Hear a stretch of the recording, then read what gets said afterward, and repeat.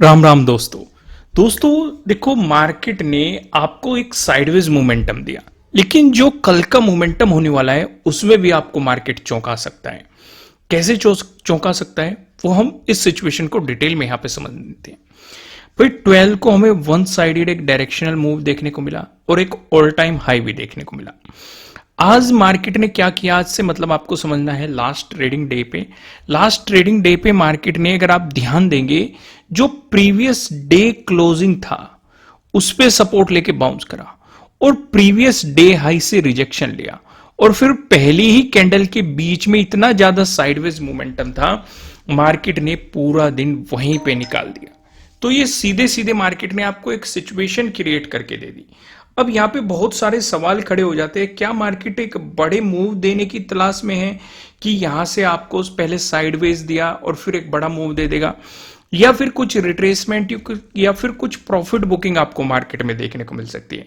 आइए इन चीजों को ही हम यहां पे डिस्कशन करते हैं। जैसे कि आप देखेंगे, आपको यहां पे काइंड ऑफ एक पैटर्न देखने को मिलेगा। ऊपर की तरफ आपको रेजिस्टेंस, नीचे की तरफ आपको सपोर्ट, लेकिन ना तो आपको इसके ब्रेकआउट पे काम करना है, ना ही इसके ब्रेकडाउन पे काम करना है। आप कह रहे होंगे कि भाई आप हर रोज तो कहते हैं कि जब भी कोई पैटर्न बने उसके ब्रेकआउट पे पॉजिटिव साइड प्लान करो, ब्रेकडाउन पे नेगेटिव साइड प्लान करो, यहां पे क्यों काम नहीं करना है, वो चीज ध्यान से समझ लेना।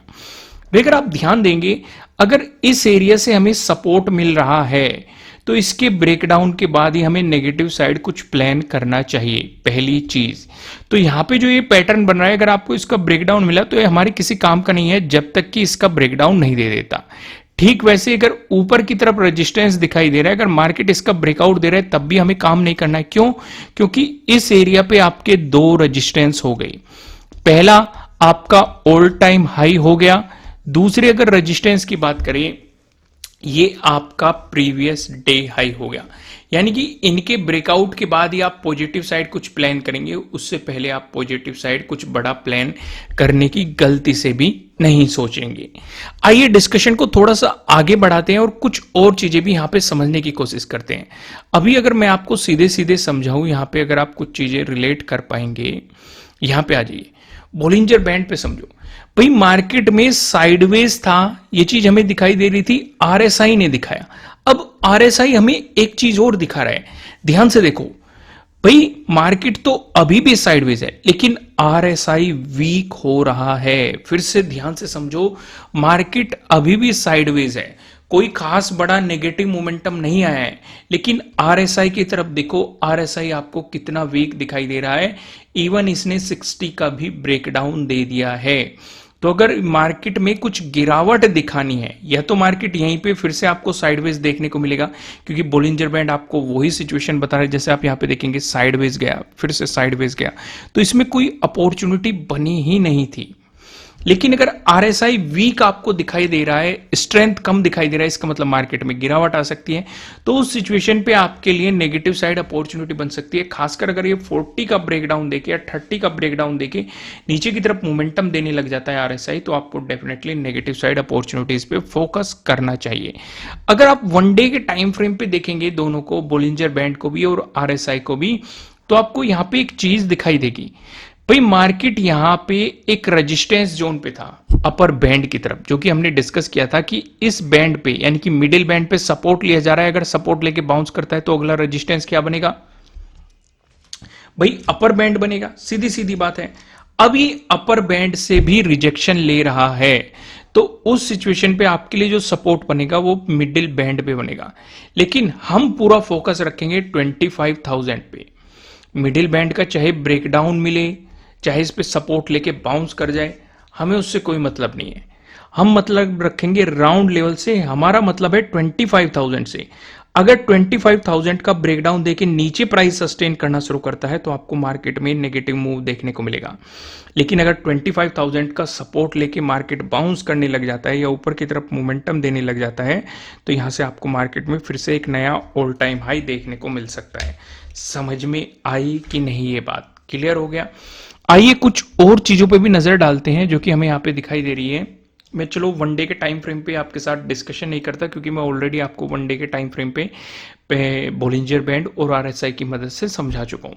अब हम यहाँ पे सीधे चलते हैं, क्योंकि इसके बाद हम फिन निफ्टी का भी डिस्कशन करेंगे, फिन निफ्टी पे भी एक नजर डालेंगे क्या सिचुएशन बन रही है, पिवट पॉइंट का डिस्कशन करते हैं।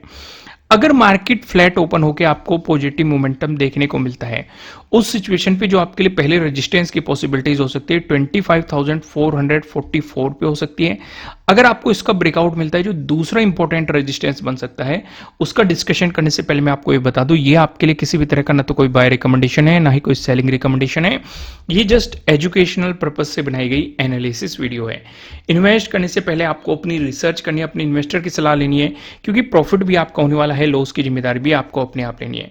अगर हम यहां पे दूसरे रेजिस्टेंस की बात करें, ये 25,560 पे आपका अगला इंपॉर्टेंट रेजिस्टेंस हो सकता है। इसका भी ब्रेकआउट मिलता है, जो हमें तीसरा इंपॉर्टेंट रेजिस्टेंस दिखाई दे रहा है, ये 25,661 पे आपको तीसरा इंपॉर्टेंट रेजिस्टेंस दिखाई दे रहा है। वहीं बात करें, अगर आपको नेगेटिव मूव मार्केट में देखने को मिल जाता है, तो उस सिचुएशन पे जो पहले सपोर्ट की पॉसिबिलिटीज है 25,255 पे हो सकती है। अगर इसका भी ब्रेकडाउन मिलता है, जो आपके लिए दूसरा इंपॉर्टेंट सपोर्ट दिखाई दे रहा है, ये 25,165 पे आपको तीसरा इंपॉर्टेंट सपोर्ट दिखाई दे रहा है।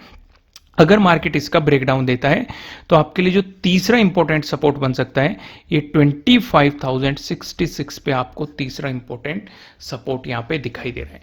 लेकिन गैप अप और गैप डाउन ओपनिंग का अगर मैं आपके साथ डिस्कशन करूं, तो बात घूम फिर के वहीं आ जाती है कि भाई जब तक इस एरिया पे और इस एरिया पे, यानी कि यहां पे आपका प्रीवियस डे लो है, यहां पे आपका प्रीवियस डे हाई है, इस बीच कुछ भी हो, भाई गैप अप ओपनिंग हो हमारे किसी काम की नहीं, क्योंकि ऊपर ये रेजिस्टेंस बैठा है। गैप डाउन ओपनिंग हो हमारे किसी काम की नहीं है, नीचे सपोर्ट बैठा हुआ है। भाई इस बीच कुछ भी गैप अप ओपनिंग हो या गैप डाउन ओपनिंग हो, कुछ भी नहीं करना चाहिए। सही मायने में अगर समझे तो आपको सिर्फ और सिर्फ शांति से बैठना चाहिए और मार्केट के बिहेवियर को समझना चाहिए। भाई या तो आप प्रीवियस डे हाई के ब्रेकआउट के बाद कुछ पॉजिटिव प्लान करेंगे, या फिर मार्केट प्रीवियस डे लो का ब्रेकडाउन दे तब आप नेगेटिव साइड कुछ प्लान करेंगे। इस बीच कुछ नया प्लान करने की कोशिश नहीं करनी है, स्कैल्पिंग अपॉर्चुनिटीज मिल सकती है। इसलिए मैं आपसे कह रहा हूं कि 75% का ऑफर चल रहा है, 2 दिन बाद ये ऑफर खत्म कर दिया जाएगा। अगर आप स्कैल्पिंग स्ट्रेटेजी सीखना चाहते हैं, तो उसका भी लिंक आपको नीचे डिस्क्रिप्शन में मिल जाएगा एप्लीकेशन का, और अगर आप वहीं पे आपको इंट्राडे स्ट्रेटेजीज का भी मैंने डिस्कशन किया हुआ, तो आप वो भी जाके सीख सकते हैं, समझ सकते हैं। आइए डिस्कशन को थोड़ा सा आगे बढ़ाते हैं और कुछ और चीजें भी यहां पे समझने की कोशिश करते हैं कि मार्केट में क्या सिनेरियो आपको दिखाई दे रहा है या क्या सिनेरियो आपको बनता हुआ दिखाई दे रहा है। फिर निफ्टी पे नजर डालते हैं। फिर निफ्टी पे अगर आप देखेंगे सिचुएशन, यहां पे भी आपको काइंड ऑफ एक पैटर्न दिखाई दे रहा है, बल्कि ये आपको निफ्टी 50 से भी स्ट्रॉन्ग पैटर्न दिखाई दे रहा है। सीधे सीधे ऊपर की तरफ रेजिस्टेंस, नीचे की तरफ आपको सपोर्ट। रूल क्या कहता है, ये मैंने बैंक निफ्टी में भी आपको समझाया था। अगर पिछले सपोर्ट से ब्रेकडाउन देता है, जो पिछला सपोर्ट है अगर उसका ब्रेकडाउन देके नेगेटिव मोमेंटम देता है, तो उस सिचुएशन पे आप नेगेटिव साइड कुछ प्लान करेंगे। लेकिन अगर इस जोन का ब्रेकआउट देके, खासकर 24,000 का जो कि राउंड लेवल है, अगर आपको इसका ब्रेकआउट देके मार्केट आपको एक पॉजिटिव मोमेंटम देता है, तो उस सिचुएशन पे आप पॉजिटिव साइड प्लान कर सकते हैं। समझ में आ गई आपको बात, यहां पे अच्छे तरीके से समझ में आ गई। तो दोस्तों इस वीडियो में इतना ही। मैं लास्ट में आपको फिर से याद दिला रहा हूं कि 75% का ऑफर चल रहा है, 2 दिन बाद मैं इस ऑफर को खत्म कर दूंगा। नीचे डिस्क्रिप्शन में आपको एप्लीकेशन का लिंक मिल जाएगा, जाइए इस ऑफर का फायदा उठाइए और अपनी लर्निंग को स्ट्रॉन्ग कीजिए। फिलहाल इस वीडियो में इतना ही, फिर मिलते हैं किसी नेक्स्ट वीडियो में, तब तक के लिए राम राम।